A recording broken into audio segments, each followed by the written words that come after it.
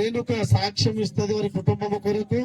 దేవుడు ఏ విధంగా వాళ్ళు దేవుణ్ణి తెలుసుకున్నారో, దేవుని ద్వారా వారి కుటుంబం ఏ విధంగా బాగుపడ్డదో, దేవుడు వారి జీవితంలో చేసిన ఉపకారములు, దేవుడు చేసిన మేలులు, దేవుని కృప చేత వాళ్ళు ఇటువంటి స్థితిలో ఉన్నారని వాళ్ళు సాక్ష్యము ఇస్తారు. రేణుక, మనం అందరం చక్కగా విన్నాము. దేవునికి స్తోత్రం. ఇక్కడ వచ్చిన మీ అందరికీ వందనాలు.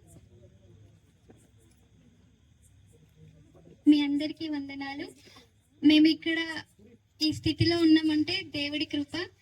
ఆ దేవుడి కృప మా జీవితంలో ఎలాంటి మేలు చేసిందో మీ అందరికీ చెప్పాలనేది మా చిన్న ఆశ. ముందుగా మీ అందరికీ తెలుసు మా కుటుంబం ఎలాంటిదో. మా యొక్క పేద కుటుంబం. మా నాన్న మా అమ్మ చాలా కష్టపడేవారు. కాకపోతే మాకు ఏ ఆర్థికంగా కానీ ఎలాగా కూడా బాగుండే వాళ్ళం కాదు. మా నాన్న చాలా తాగేవారు. అంతకన్నా ఘోరమైన విషయం ఏంటంటే నేను ఒక బ్లైండ్ని. అసలు ఎక్కడికి కదలకపోయేదాన్ని. కానీ అలాంటి మా జీవితంలోకి దుర్గ పెద్దమ్మ ద్వారా దేవుడు తన సువార్తను అందించాడు. ఎన్నోసార్లు మేము సువార్తని రిజెక్ట్ చేసాం. పెద్దమ్మని ఇంటి నుండి గెంటి వేసినా కూడా ఆ దేవుడి ప్రేమ తన ద్వారా మమ్మల్ని వదలకుండా తన సువార్తను అంగీకరించే వరకు దేవుడి ప్రేమ మాతో ఉంది. అలా మా జీవితంలో ఎన్నో కష్టాలు ఉండేవి. చివరిగా నేను ఒక్కదాన్ని దేవుడిని అంగీకరించాను. మా డాడీ అసలు దేవుడిని వద్దు అనేసి అన్నాడు.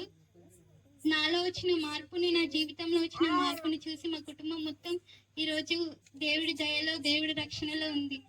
ఈ స్థితిలో మేము ఉన్నామంటే కేవలం దేవుడి కృపనే. ఇప్పుడు మేము అప్పటిలాంటి పరిస్థితిలో లేము, కానీ ఎంతో సంతోషంగా మా జీవితంలో ఎంతో ఆనందంగా మేము జీవిస్తున్నాము.